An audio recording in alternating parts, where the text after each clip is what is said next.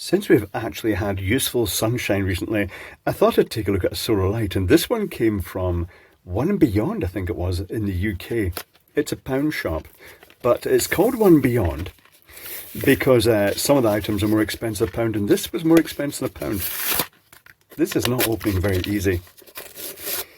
I think it was only about £2 though, which is not bad, given it seems to be scaled up from the standard lights. It has, for instance, instead of the normal amorphous solar panel, it's got an actual laid-in, separate, probably fiberglass backed, 4-section, I'd guess it is polycrystalline, which means it's got multi-crystals as opposed to monocrystalline, which is consistent, and has a slightly higher output. But this is fine. This is common in cheap lights. And there's a little switch in the back, which is in the on position. That's not good. That means the battery is going to be super flat. Right, tell you what, that means we just have to get straight inside it then. I'll put this stuff out the way. It looks as though it's been styled upon the sort of passive infrared detecting fence post lights, but it is not passive infrared. It is strictly just a dusk switching light. But it does seem to be that little bit more upmarket. So let's assess it for water shedding ability. And the size of the cell inside, hopefully a AA. Probably one of those suspicious capacitive AA's. It is a AA. That's nice. And the battery terminal is just hanging out. That's excellent. So maybe it's not too bad. Maybe that's why it was in the on position. Maybe they actually tested it and it failed. And then they just basically said, oh, it no work. We send it out anyway. That's lovely. That's very good. What if I turn it on now and cover the solar panel? Oh, now it's lighting. Yeah, right. Okay. So the circuit board. Oh, I don't think we need to take a photo this time, because I get the feeling the circuit board is using the most basic arrangement possible, which is the little classic, is it YX chip? An inductor, hopefully a fairly beefy inductor. There's the inductor, there's the little 4-pin chip, and there's an on-off switch, the one that will corrode. Okay, so let's take a look at the construction of this. Oh, look at the back of the solar panel, it's all melted, where they've basically widened it out by just melting the plastic. Can you see that? I'll try lighting it from the other side. Yeah, it's all rather messy, but it's just what they've done. That must stink in that area of the factory.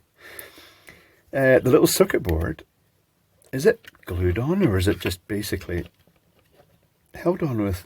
It does appear to be stuck on in some way. And it's got the little reflector here with just standard surface mount LEDs. And the back of it does have drainage slots at the bottom here, so that if water does get in, theoretically, they'll ooze their way out again. It's not too bad.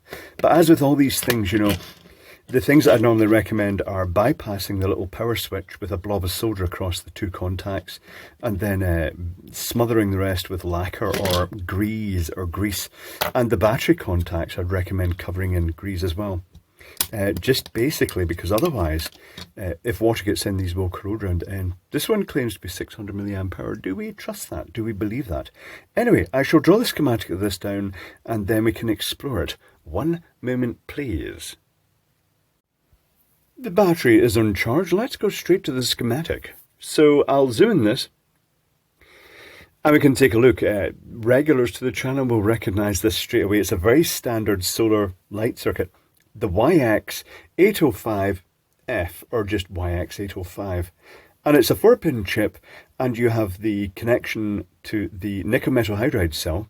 It's usually broken with a switch here. You can actually put a diode pointing from the solar panel to the top of the battery, so that even if the switch is off, it can still charge it. But the solar panel has its own input, and it's used for 2 things. It's used to charge the battery via an internal diode, but also to detect when dusk has fallen, because it puts out low voltage and it uses that as a sensor. The positive supply goes to an inductor, and by choosing the inductor you can change the current. They've chosen a rather ungenerous, well, it's quite a high value of inductor. The higher it is, the lower the current. So in this case they've put 120 microhenry, and it's going to be 10 milliamps shared between the 6 LEDs, which isn't a huge amount. I mean, it's probably going to give out decent light. The one advantage of this is that even in fairly overcast weather, like in the UK, which is our weather most of the time, you might get a decent runtime out of it. But if you're in a super hot sunny climate where the cell gets charged up well every day, you could put in 47 microhenry to double the current through the LEDs, or 22 microhenry to make it 10 milliamps per LED, sort of basically multiplying it by 6 times for maximum intensity. Theoretically, that would give you 10 hours runtime-ish. Would it actually? No, it wouldn't. It would be less than that because of the conversion efficiency. So maybe better sticking at the sort of 47 microhenry. Likewise, if you're in a very dark country, you could change it up to 330 microhenry and it will actually reduce the battery current draw even more. Reduce the light output, but if it's super dark, that's fine. It will cast out some light.